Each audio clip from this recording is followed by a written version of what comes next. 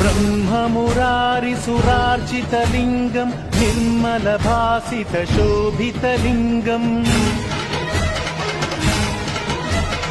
जन्मज दुःखविनाशकलिङ्गम् तत्प्रणमामि सदा शिवलिङ्गम्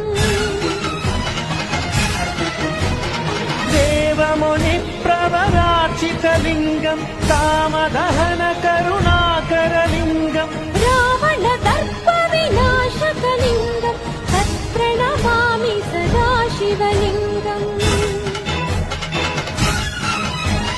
सर्वसुगन्धसुलेपितलिङ्गम् बुद्धिविवर्धनकारणलिङ्गम्